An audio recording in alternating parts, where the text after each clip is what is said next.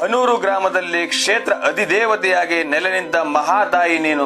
ಭಕ್ತಿಯಿಂದ ನಿನ್ನನ್ನು ಸ್ತುತಿಸುವ ನನ್ನ ಮಾನಸಿಕ ಸಂಕಟಗಳನ್ನು ಪರಿಹರಿಸು. ಮಾರಿಕಾಂಬೆ, ಬೆಟ್ಟಳ್ಳಿ ತಾಯಿ, ಮಂಗಳವನ್ನುಂಟು ಮಾಡು.